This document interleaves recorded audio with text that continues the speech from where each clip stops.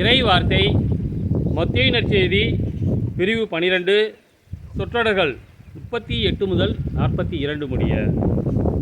மறைநூல் அறிஞர் சிலரும் பரிசேயர் சிலரும் இயேசுவுக்கு மறுமொழியாக, போதகரே, நீர் அடையாளம் ஒன்று காட்ட வேண்டும் என விரும்புகிறோம் என்றனர். அதற்கு அவர் கூறியது, இந்த தீய விபச்சார தலைமுறையினர் அடையாளம் கேட்கின்றனர்.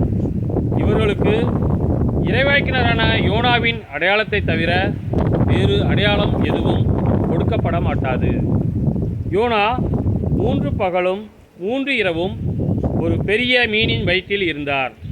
அவ்வாறே மானிட மகனும் 3 பகலும் 3 இரவும் நிலத்தின் உள்ளே இருப்பார். தீர்ப்பு நாளில் நினிவே மக்கள் இத்தலைமுறையினரோடு எழுந்து இவர்களை கண்டனம் செய்வார்கள். ஏனெனில் யோனா அறிவித்த செய்தியை கேட்டு அவர்கள் மனம் மாறியவர்கள். ஆனால் இங்கிருப்பவர் யோனாவை விட பெரியவர் அல்லவா? தீர்ப்பு நாளில் தென்னாட்டு அரசி இத்தலைமுறையினரோடு எழுந்து இவர்களை கண்டனம் செய்வார்.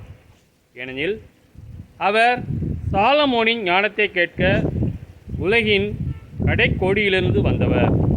ஆனால் இங்கிருப்பவர் சாலமோனிலும் பெரியவர் அல்லவா? கிறிஸ்துவின் நற்செய்தி.